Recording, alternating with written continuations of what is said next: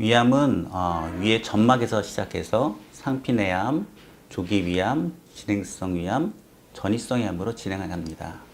이 위암의 이런 변화와 자연적인 발전 과정에서 모든 상피내암과 또 조기위암 중에 아주 초기는 위 점막과 상피에만 국한되어 있는 국소질환이고, 그리고 위암이 위의 벽을 점점 침윤하면서 점막 하층, 근육층, 장막층으로 침윤하면서 주변에 있는 림프절 전이를 일으킬 수 있습니다. 이런 걸 가리켜서 위암의 국소 영역 질환이라고 우리가 표현할 수 있습니다. 이후에 암이 위를 완전히 뚫고서 복막으로 전이된다거나 또는 원격 멀리 있는 림프절로 전이된다거나 또 피를 타고서 온몸으로 전행되는 혈액성 전이 등의 원격 전이를 발생하는데, 이때는 우리가 온몸으로 퍼지는 전신 질환으로 판단하게 됩니다. 다만 아주 초기의 그 질환이라도 드물게는 림프절이나 원격 전이가 발생할 수는 있습니다.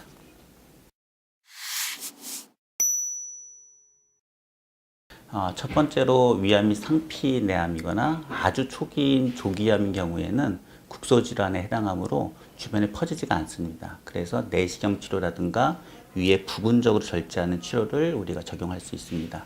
두 번째로는 국소 영역 질환에 해당하는 조기위암이나 진행성 위암은 위를 암을 포함해서 위를 절제를 하고 주변에 있는 림프절 절제를 꼼꼼하게 하는 것이 표준 치료입니다. 이런 경우에 수술 후 병기가 1기일 수도 있고 2기나 3기일 수도 있는데 1기인 경우는 재발의 위험성이 굉장히 낮아가지고 추가적인 치료가 필요 없지만은 2기나 3기인 경우에는 항암 치료를 보조적으로 시행하여서 재발률을 낮출 수가 있습니다. 세 번째로 전신적인 전이를 동반하는 위암에는 항암 치료나 표적 치료제를 주된 치료법을 사용하고 있습니다. 그래서 여러 가지 항암 치료와 표적 치료제가 있는데요. 그렇지만은 이런 원격 전이가 소수이거나 한두 개거나 양도 적은 경우에는 치료적인 목적으로 이 위암과 전이병소를 같이 수술을 한 후에 항암 치료를 시행하는 경우도 있습니다.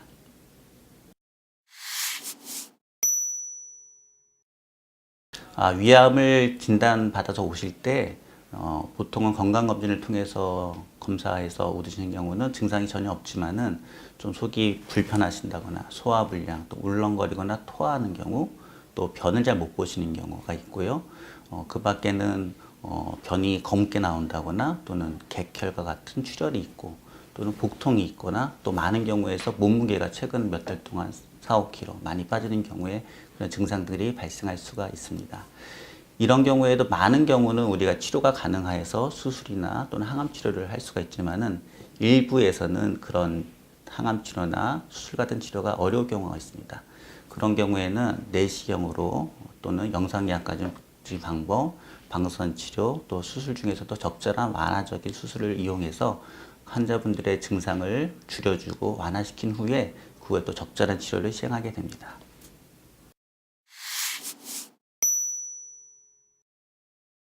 위암 수술을 하게 되면 대부분 위를 절제를 하게 되고, 위를 부분 절제하는 경우는 보통 3분의 2 정도를 절제하게 됩니다.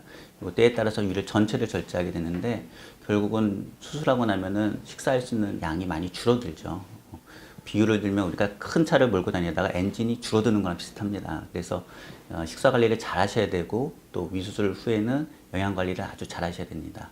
이때 중요한 원칙이 있는데, 수술 직후에는 부드러운 음식으로 저희가 병원에서 안내를 해드리고 식사를 자주 먹는 게 중요한데, 퇴원하시고 집에 가셔서 몸에 좋다고 하는 여러 가지 건강식품이나 또는 야채, 채소 이런 걸 많이 드시면서 또 운동을 열심히 하시게 되면은 몸이 가뜩이나 우리가 칼로리가 부족한데 더 살이 많이 빠집니다.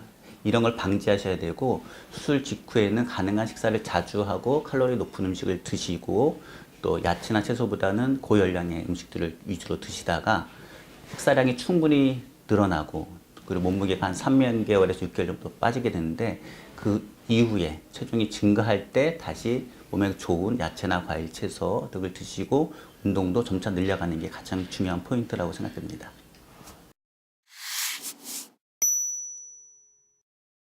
위가 원래 음식이 내려오면 음식을 저장하는 부위, 또 음식을 소화시킨 다음에 그 다음에 십이지장을 비롯해 소장으로 넘겨주는 부위가 있습니다. 그래서 음식이 소화가 잘 되면은 조금씩 30분에서 1시간 동안 음식을 천천히 넘겨주는데, 이런 기능이 위수로 인해서 소실이 되면은 음식이 갑자기 빨리 넘어가게 됩니다. 그래서 저희가 음식을 천천히 드시라고 말씀드리는 거고, 또 음식 중에서 일부는 소화가 빨리 되고 덤핑 증후군과 같이 장을 빨리 자극하는 그런 음식들이 있습니다. 그런 것을 좀 피하시는 게 좋고요.